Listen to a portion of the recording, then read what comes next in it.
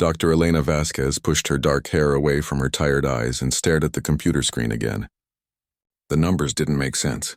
She had been working at the Kepler research station for 3 years now, studying alien life forms that traders brought back from distant worlds. It was quiet work, far from Earth, exactly how she liked it.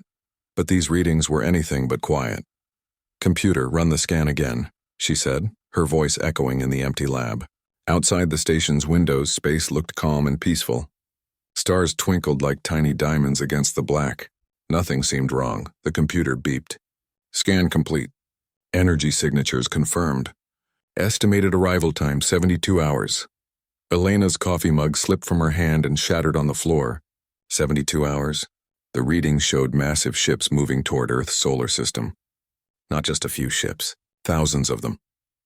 She grabbed her communication device and called Commander Sarah Chen at Earth Defense Command. "Commander, this is Dr. Vasquez at Kepler Station. We have a problem." "What kind of problem, Doctor?" Chen's voice crackled through the speakers. "The kind that ends civilizations," Elena said, her hands shaking as she pulled up the data. "I'm sending you the readings now. We have incoming ships, a lot of them." There was silence for a long moment. Then Chen's voice came back, much quieter. "How many ships are we talking about?" Elena looked at her screen again, hoping she had made a mistake. She hadn't. 50,000 ships, Commander. Maybe more. That's impossible. I wish it was. Elena sent the data through the communication link. "The energy signatures match hegemony technology. This isn't some random attack. This is an invasion fleet. Everyone in the galaxy knew about the hegemony. They were 12 different alien species that had joined together millions of years ago. They conquered other worlds and made them part of their empire. They had the biggest military in known space. Their weapons could destroy entire planets, and now they were coming for Earth." Commander Chen was quiet for a long time. When she spoke again, her voice was grim. "Doctor, are you absolutely certain about these readings?" "I've checked them 5 times. The computers have checked them 10 times. This is real, Commander." Elena could hear Chen talking to other people in the background. Voices were getting louder. Someone was shouting. Earth Defense Command was probably in chaos right now. "Doctor, we're going to need every piece of information you can give us about this fleet," Chen said finally. "Ship types, weapons, anything you can find." "I'm already working on it," Elena replied, her fingers flying across the keyboard. "But Commander, you need to know something. Our weapons won't work against them. Our shields are like paper compared to their technology. They have plasma cannons that can cut through our strongest metals like butter. Then what do you suggest we do?" Elena stared at the screen showing the approaching fleet. Each dot represented a ship that could probably destroy 100 Earth vessels. "I don't know," she admitted. "Maybe we should consider surrender." The words tasted bitter in her mouth, but they were true. Humanity had been traveling in space for only 300 years. They had basic energy weapons and simple shields. The hegemony had been fighting wars when Earth's dinosaurs were still alive. After Chen ended the call, Elena sat alone in her lab. She pulled up everything she knew about the hegemony species. The Kreks with their sharp claws and love of battle. The Zunari who could breathe in space without suits. The Vorthak who were so smart they could calculate weapons trajectories in their heads. All 12 species were different, but they had one thing in common. They all loved war. Fighting was their culture. Conquest was their religion. They had turned war into an art form. Elena kept reading through the files. The hegemony had been watching humanity for decades. They sent scout ships to study Earth's defenses. They knew exactly how weak humans were compared to them. So why attack now? Why use such a massive fleet against such a weak enemy? Elena found her answer in the older files. The hegemony didn't just conquer worlds. They tested new weapons and strategies on weaker species. Earth wasn't just being invaded. Earth was being used as a training exercise. Her hands clenched into fists. Humans weren't even worth a real war to them. They were just target practice. Elena stood up and walked to the window. In the distance, she could see Earth's pale blue dot. Her home world looked so small and fragile from here. In 3 days, it might be a burned rock floating in space. She turned back to her computer and started pulling up biological data on the hegemony species. If humanity was going to die, she wanted to understand their killers. Maybe there was something useful in their biology. Some weakness that could be exploited. The first thing she noticed was strange. All 12 species had very similar DNA structures. That was unusual. Most alien species were completely different from each other. But these 12 had DNA that looked almost identical in some places. Elena frowned and dug deeper. The similar DNA sections weren't random. They looked like they came from some common ancestor. But that was impossible. These species came from different parts of the galaxy. They evolved on different worlds, unless Elena's heart started beating faster. What if they hadn't evolved separately? What if they all came from the same place originally? She started cross-referencing genetic markers. The computer worked for hours, comparing millions of DNA sequences. When it finished, Elena stared at the results in shock. All 12 hegemony species shared the same ancient ancestor. Billions of years ago, one species had spread across the galaxy and evolved into 12 different forms. But deep in their DNA, they were still the same creature. And that ancient ancestor had something very interesting in its genetic code: a virus. An old virus that had been part of the species for so long that it was now part of their normal DNA. Elena pulled up more data. The virus was dormant now. It didn't hurt the hegemony species because their immune systems had adapted to it over millions of years. Their bodies saw it as a normal part of their genetic structure. But what if it wasn't supposed to be dormant? Elena worked through the night, analyzing the viral DNA. She barely noticed when her coffee grew cold or when her stomach started growling. This was the most important research of her life. By morning, she had found something incredible. The virus wasn't just dormant. It had been deliberately suppressed. Someone had modified it long ago to turn off certain genetic functions, and those genetic functions controlled emotions. Elena sat back in her chair, her mind racing. The ancient ancestor species had felt emotions just like humans did. Love, fear, sadness, joy, compassion. But the virus had been modified to suppress those feelings, leaving only aggression and the desire to fight. The hegemony weren't naturally warlike. They had been turned into warriors by genetic modification millions of years ago. Elena looked out the window toward Earth again. The invasion fleet was getting closer. In less than 2 days, they would arrive and begin the attack. But now Elena knew something that might change everything. The most feared military force in the galaxy had a hidden weakness buried deep in their DNA. And Elena was probably the only person alive who knew about it. Elena hadn't slept in 36 hours. Empty coffee cups covered her desk, and food containers sat forgotten around her lab. She had work to do, and time was running out fast. The hegemony fleet was now only 30 hours away from Earth.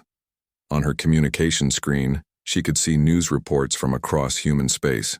Military ships were moving into defensive positions around Earth. Families were saying goodbye to each other. Some people were trying to escape to distant colonies, but Elena wasn't watching the news. She was focused on something much smaller than spaceships and much more dangerous than plasma cannons. She was working with DNA. Her discovery about the ancient virus had given her an idea, a crazy, impossible idea that might just work, or it might do nothing at all. The genetic modifications that had turned the hegemony ancestors into warriors were still active in their DNA. The virus that suppressed their emotions was still there, still working after millions of years. But what if she could change it? Elena pulled up her genetic manipulation equipment. It wasn't fancy technology. Humans were still new to genetic engineering compared to older alien species. Her tools were simple and basic, but sometimes simple tools could do things that complex ones couldn't. She started working on a modified version of the ancient virus. Not a weapon that would hurt the hegemony species. Something much more subtle than that.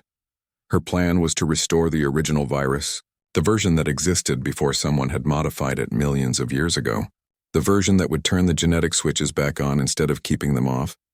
Elena's fingers moved quickly across the keyboard as she worked with the viral DNA. She had to be very careful.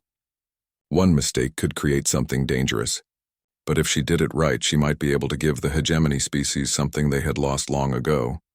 Their emotions. The work was incredibly difficult. Elena had to guess what the original virus had looked like based on tiny fragments of old genetic code. It was like trying to rebuild a broken picture when most of the pieces were missing. But she had something the original genetic engineers didn't have. She had human intuition. Humans were good at seeing patterns that others missed. They were good at making connections between things that seemed unrelated. After 20 hours of work, Elena had created her modified virus. It looked harmless enough on the computer screen, just a small piece of genetic code that would activate dormant sections of hegemony DNA. But how could she deliver it to 50,000 ships spread across space? Elena studied the hegemony fleet data again. Their ships were connected by communication networks. They used subspace transmissions to coordinate their attacks. Every ship could talk to every other ship instantly. And Elena knew something about hegemony communication systems. They automatically scanned all incoming transmissions for biological weapons. If they detected any dangerous viruses or bacteria, their computers would analyze them and develop countermeasures immediately. This gave Elena another crazy idea. What if she transmitted her modified virus as a biological weapon? The hegemony ships would detect it immediately. Their computers would scan it, analyze it, and determine that it was harmless. Then they would dismiss it as a failed human attack. But to scan and analyze the virus, their computers would have to create copies of it, and those copies would be stored in the ship's biological databases that were connected to the life support systems that monitored the health of the crew. Elena started laughing, even though nothing was funny. Her plan was so ridiculous that it might actually work. She looked at her communication equipment. Her transmission range was limited, but it would be enough to reach the lead ships of the hegemony fleet. And once those ships received her signal, they would automatically forward it to other ships for analysis. The hegemony's own communication network would spread her virus for her. Elena started preparing the transmission. She packaged her modified virus in a way that would look like a crude biological weapon, something that the hegemony computers would immediately recognize as an attack. While she worked, she got a call from Commander Chen. "Doctor, we've been monitoring hegemony communications," Chen said.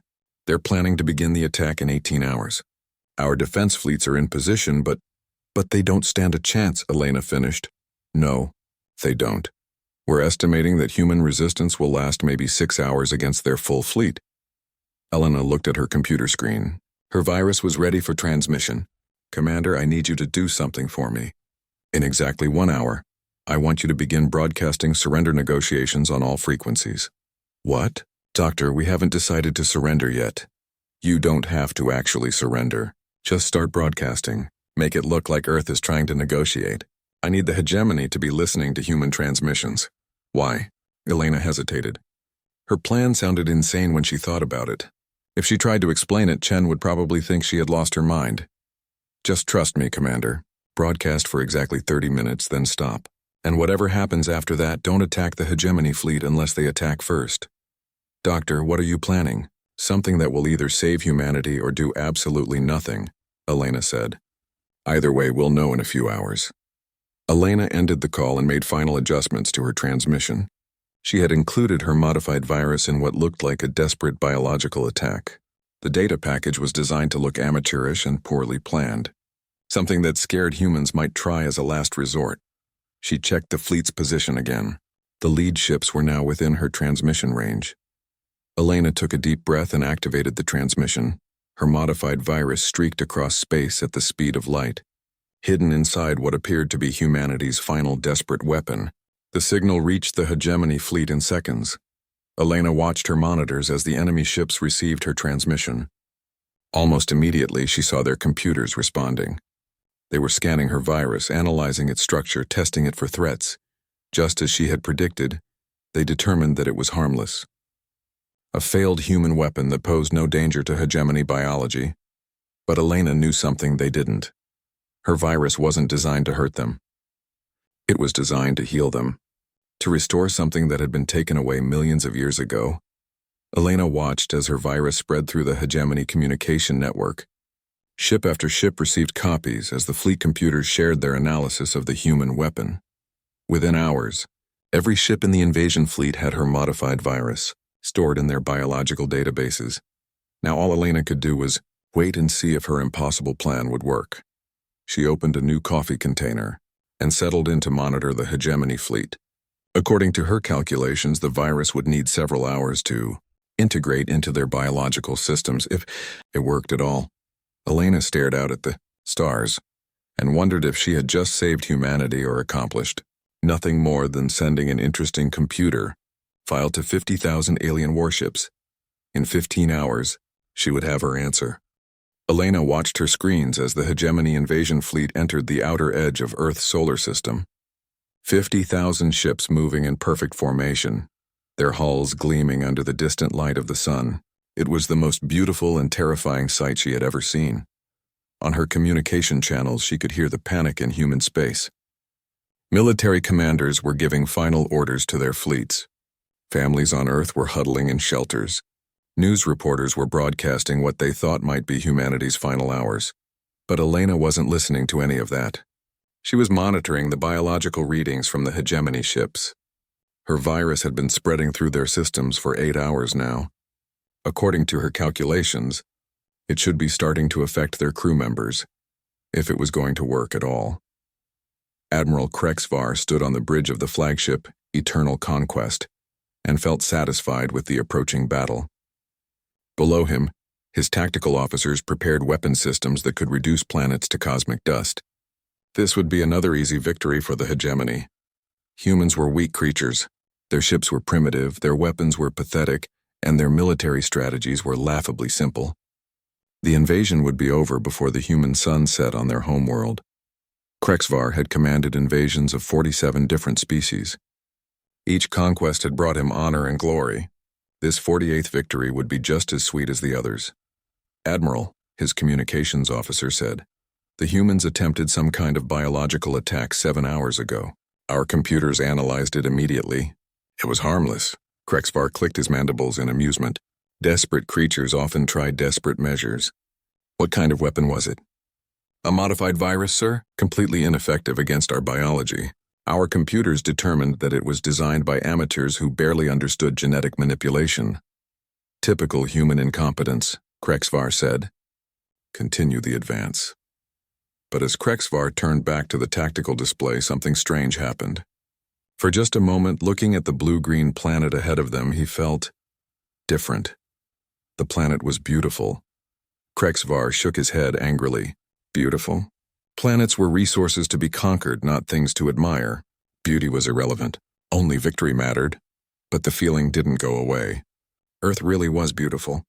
The blue oceans, the white clouds, the green continents. Krexvar had never noticed how lovely a planet could look before. "Sir?" his tactical officer asked. "Should we begin the bombardment?"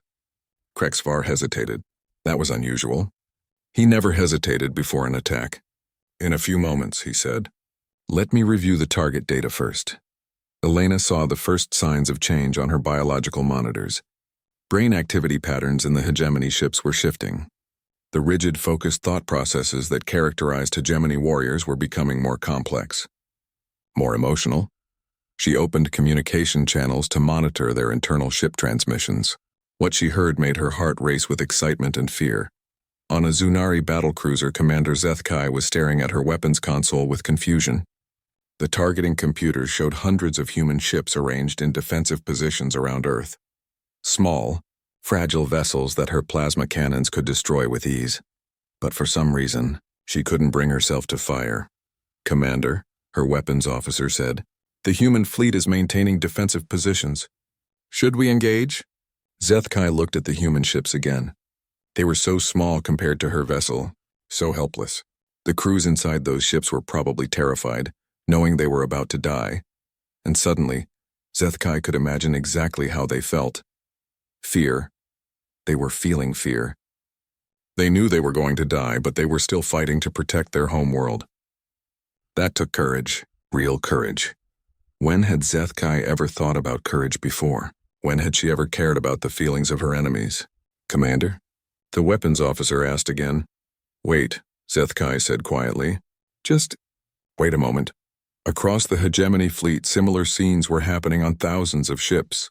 Warriors who had known only the joy of battle were suddenly experiencing feelings they couldn't understand or name. "Captain?" Vorthneg of the destroyer Bloodstar found himself looking at images of Earth cities and wondering about the creatures who lived there. What were their lives like? Did they have families? Did they love each other? Love. Vorthneg didn't even know what that word meant, but somehow it felt important. On the dreadnought Iron Fist, Lieutenant Morkav was supposed to be coordinating missile strikes against human orbital stations. Instead, she was staring at a picture of Earth's moon and thinking about how lonely it looked. Lonely.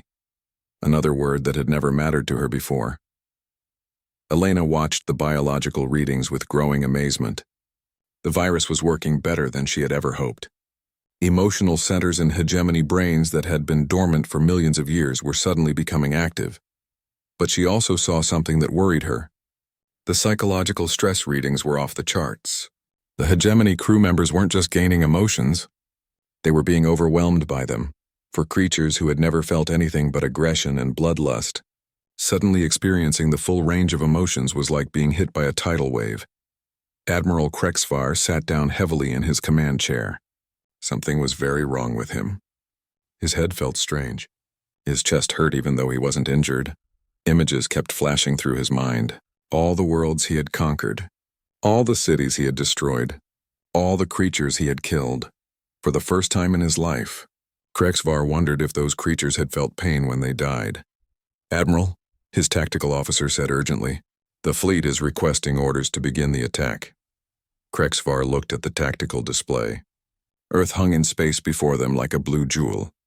Billions of humans lived on that world. Billions of creatures who probably loved their families and feared death just like he was suddenly fearing it. "Sir?" the tactical officer pressed. Krexvar opened his mouth to give the order to attack. It should have been easy. He had given that order hundreds of times before, but the words wouldn't come. Instead, other words came out. Words he didn't understand. "How many of them will die if we attack?" "Sir?" "The humans. How many will die in the bombardment?" The tactical officer looked confused. "All of them, sir. That's the point of the invasion. All of them. Billions of creatures." Krexvar tried to imagine what billions of deaths would look like. The thought made him feel sick. When had he ever cared about enemy casualties before?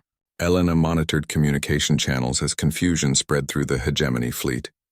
Ship commanders were reporting strange crew behavior. Warriors were asking questions they had never asked before. Some were refusing to follow orders. On her biological monitors, Elena could see that emotional activity in hegemony brains was reaching dangerous levels. Some crew members were experiencing complete psychological breakdowns as millions of years of suppressed feelings hit them all at once. But something else was happening too. Elena detected new neural pathways forming in their brains, connections between logic centers and emotional centers that had never existed before. The hegemony warriors weren't just feeling emotions for the first time.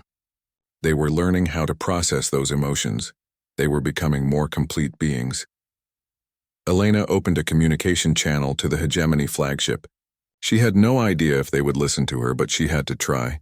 "Hegemony Fleet, this is Dr. Elena Vasquez at Kepler Research Station. I need to speak with your commander." After a long pause, a confused voice answered. "Human, this is Admiral Krexvar. Why are you contacting us?" "Because you're in pain," Elena said simply. "And I think I can help you understand what's happening to you." Admiral Krexvar stared at the communication screen where the small human woman looked back at him. Her face showed something he was only beginning to understand. Concern.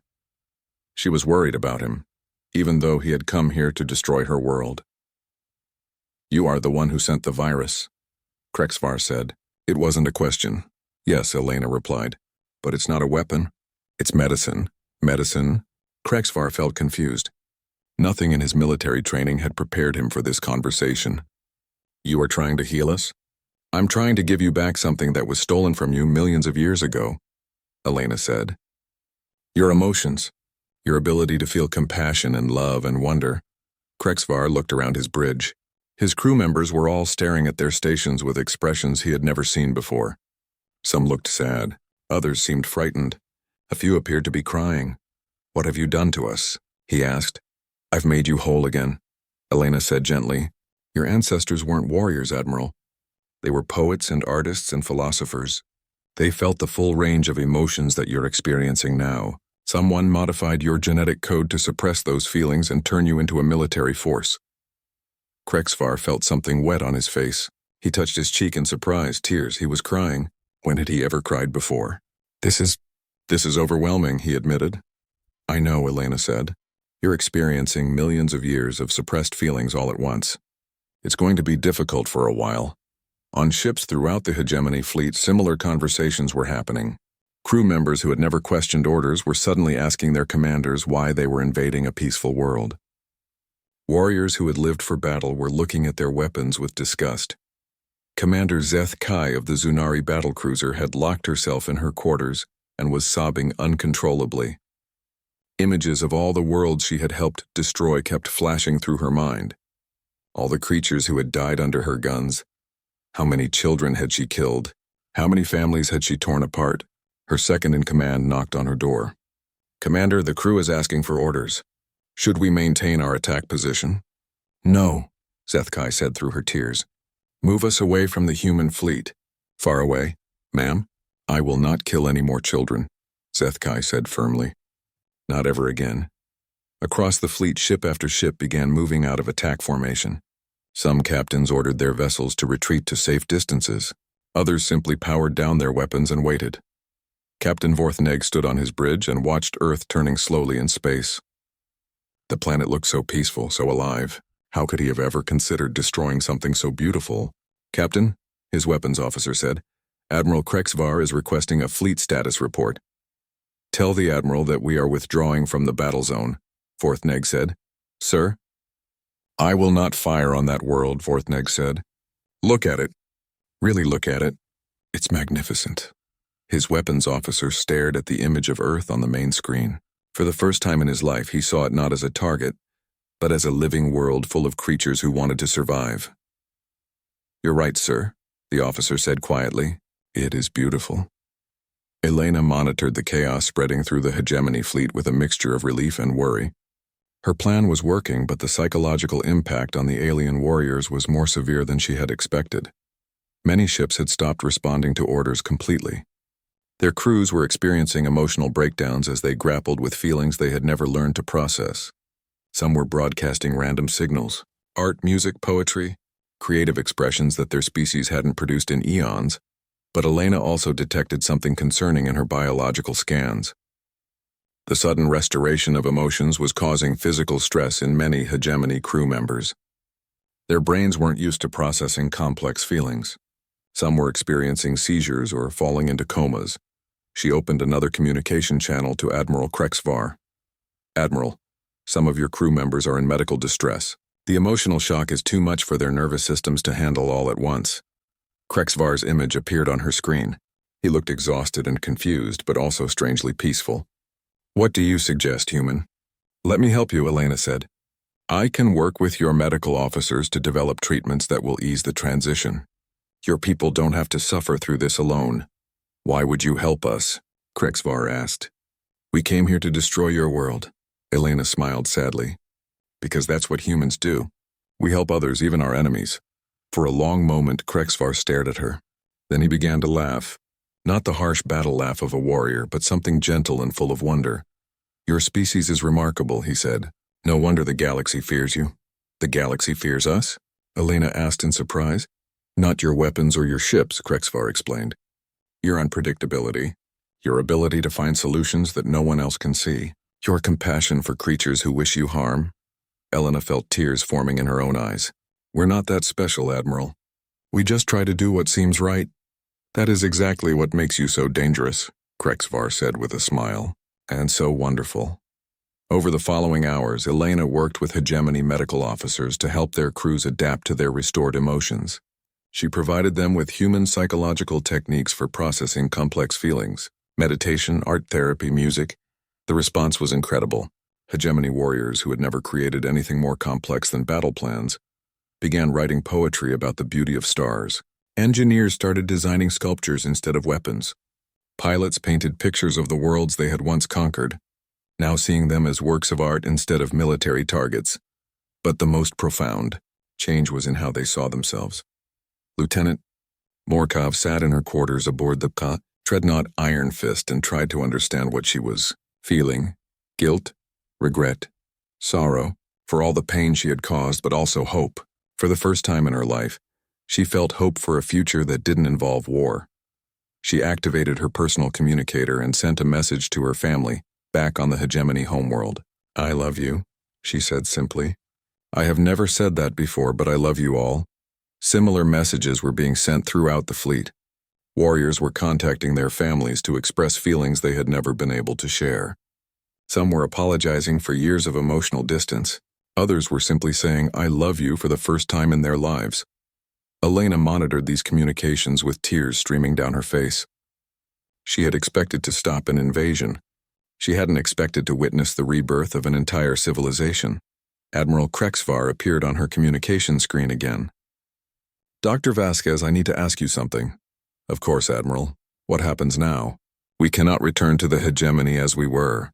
We can no longer be the military force we once were. Our entire civilization is built on conquest and war. If we cannot fight, what are we?" Elena thought for a moment. "You're whatever you choose to be, Admiral. Artists, explorers, teachers, healers. The universe is full of possibilities when you're not limited to just one purpose." Krexvar nodded slowly. "Will you help us learn? Will you teach us how to be more than warriors?" "Of course," Elena said without hesitation. "But Admiral, you might want to consider that you may not be the only ones who need help. If the genetic modifications were done to your ancestors, there might be other species out there who were changed in similar ways." Krexvar's eyes widened as he understood the implications. "You think there are others like us? Others who have been robbed of their true nature?"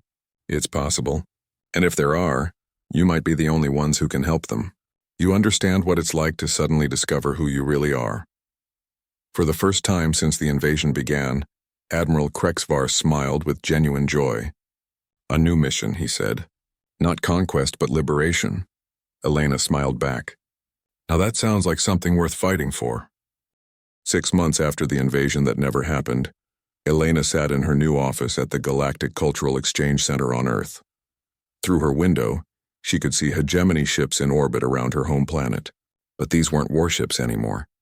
The former military vessels had been converted into art galleries, schools, and research centers. Their weapon systems had been removed and replaced with laboratories and workshops where humans and former hegemony warriors worked together on projects that no one could have imagined a year ago. Elena's communication device chimed. She smiled when she saw who was calling. "Hello, Admiral," she said. "How are you feeling today?" Admiral Krexvar appeared on her screen. He looked completely different from the fierce warrior who had commanded the invasion fleet. His scarred battle armor had been replaced with simple robes. His mandibles, once set in permanent aggression, now showed the relaxed posture of someone at peace. "I am well, Dr. Vasquez, and please call me Krex. I am no longer an admiral." "What are you now?" Elena asked. Krex smiled, an expression that still looked strange on his alien features but was becoming more natural every day. "I am a student. I am learning to paint." Elena laughed with delight. "How is that going?" "Terribly," Krex admitted. "But my teacher says that failure is part of learning. This is a new concept for me. Your teacher is right." "What are you painting?" "Earth," Krex said. "I am trying to capture how beautiful your world looked when we first arrived." Before I understood what beauty meant, Elena felt a familiar warmth in her chest.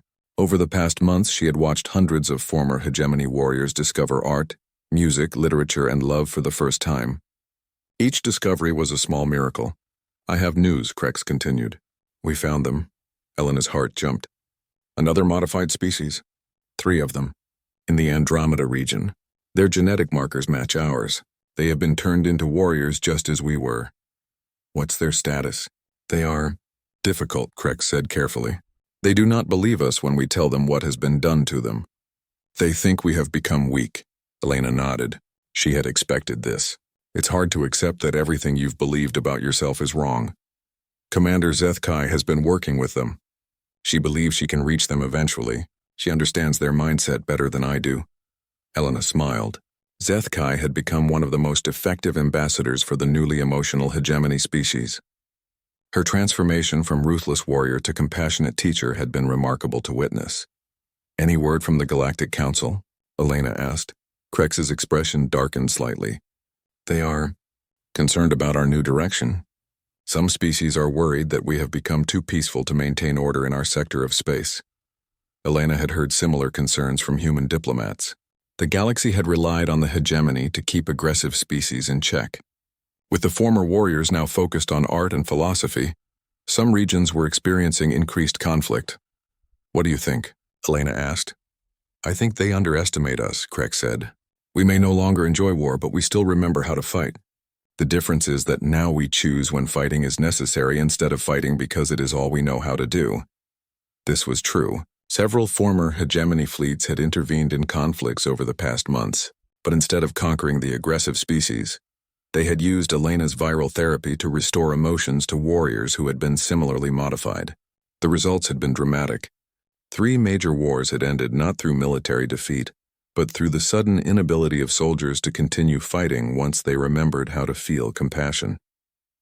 Elena's door chimed. "Come in," she called. Dr. Sarah Martinez entered, carrying a stack of data tablets. Sarah was Elena's research partner in the Cultural Exchange Center. She had been instrumental in developing improved versions of the emotional restoration therapy. "Elena, you need to see this," Sarah said, setting the tablets on the desk. "The Vegan Collective just sent us their genetic data." Elena picked up the top tablet and scanned the information. Her eyes widened. "They're asking for the therapy? All of them. The entire collective. Apparently they've been watching what happened with the hegemony, and they realized they might have been modified too." The Vegan Collective was one of the galaxy's most successful trading civilizations. They were known for their logical approach to business and their complete lack of artistic expression. "Do their genetic markers match the pattern?" Elena asked. "Perfectly," Sarah replied. "They were modified to suppress creativity and emotional attachment to anything except profit and efficiency." Elena looked at Krex on her communication screen. "It looks like your new mission is expanding." "This is wonderful news," Krex said. "If the Vegans join us, we will have the resources to help many more species." Elena stood and walked to her window. In the space around Earth, she could see ships from dozens of different species. Some were trading vessels. Others were research ships. A few were former warships that had been converted into mobile art studios. It had been 6 months since Elena sent her impossible virus to stop an invasion. In that time, the galaxy had changed in ways that no one could have predicted. The hegemony empire had disbanded, but not through conquest or revolution. It had simply evolved into something new, a loose confederation of species dedicated to helping others discover their true nature. They called themselves the Restoration Collective. 14 species had undergone emotional restoration therapy so far. Each one had experienced the same miraculous transformation from single-minded purpose to full emotional complexity. Warriors became artists. Traders became philosophers. Scientists became poets. But the most remarkable change had been in how these species viewed humanity. "Dr. Vasquez," Krex said, interrupting her thoughts, "I have been meaning to ask you something." "What's that?" "How did you know it would work? Your therapy was based on theoretical genetic models. You had no way to test it safely, yet you risked everything on an idea that should have been impossible." Elena considered the question. She had been asked this by researchers and diplomats from across the galaxy. Everyone wanted to understand how a single human scientist had accomplished something that had eluded advanced civilizations for millions of years. "I didn't know it would work," Elena admitted, "but I knew that doing nothing would definitely fail. Sometimes you have to try the impossible because it's the only option left."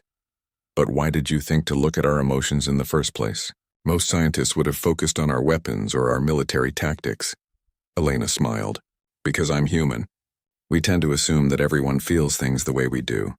When I saw that you didn't, I wondered why." This answer had confused many alien scientists. They couldn't understand how such a simple assumption had led to such a profound discovery. But Elena understood. Humans approached problems differently than other species. They didn't just analyze data. They imagined themselves in other people's situations.